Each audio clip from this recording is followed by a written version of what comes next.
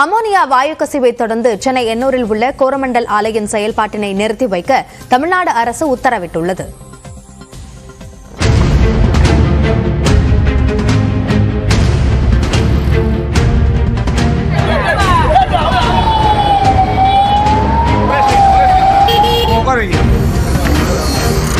சென்னை எண்ணூரில் கடல் பரப்பிலிருந்து கோரமண்டல் ஆலைக்கு கடலுக்கு அடியில் செல்லும் குழாயில் உடைப்பு ஏற்பட்டு நள்ளிரவில் வாயு வெளியேறியதால் மக்கள் கடும் அவதிக்கு ஆளாகினர். அதனைத் தொடர்ந்து தமிழ்நாடு மாசு கட்டுப்பாட்டு வாரியம் ஆய்வு நடத்தியதில் அமோனியம் வாயு கசிந்தது உறுதி செய்யப்பட்டுள்ளது. இது தொடர்பாக மாசு கட்டுப்பாட்டு வாரியம் வெளியிட்டுள்ள அறிக்கையில், கப்பலில் இருந்து திரவ நிலையில் அமோனியாவை பெறுவதற்கு கடலுக்குள் 2.5 கிலோமீட்டர் தூரம் கோரமண்டல் நிறுவனம் குழாய் அமைத்துள்ளதாகவும், அந்த குழாயிலிருந்து செவ்வாய்க்கிழமை இரவு 11:45 மணிக்கு அமோனியா வாயு கசிந்ததாகவும் தெரிவிக்கப்பட்டுள்ளது.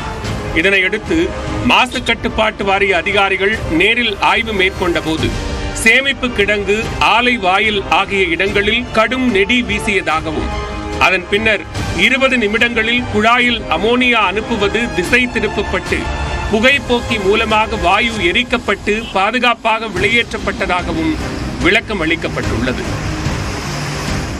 அதன்பின் அதிகாலை 3:30 மணிக்கு நடத்திய ஆய்வில் ஆலை வாசலில் காற்றில் 400 மைக்ரோ கிராமாக இருக்க வேண்டிய அமோனியா அளவு 2090 மைக்ரோ கிராமாக அதிகரித்திருந்ததாகவும், குழாயில் கசிவு ஏற்பட்ட கடல் பகுதியில் 5 மில்லி கிராமாக இருக்க வேண்டிய அமோனியா 49 மில்லிகிராம் இருந்ததாகவும் தெரிவிக்கப்பட்டுள்ளது. மேலும் கசிவு ஏற்பட்ட இடத்தை கண்டறிந்து சேதத்தை உடனடியாக சீர் செய்ய வேண்டும் என்றும், தமிழ்நாடு கடல்சார் வாரியத்தின் ஒப்புதலோடு மட்டுமே குழாயை இயக்க வேண்டும் என்றும் உத்தரவிடப்பட்டிருப்பதாக மாசு கட்டுப்பாட்டு வாரியம் கூறியுள்ளது. இந்நிலையில் கோரமண்டல் ஆலையின் செயல்பாடு முற்றிலும் நிறுத்தி வைக்கப்பட்டுள்ளது.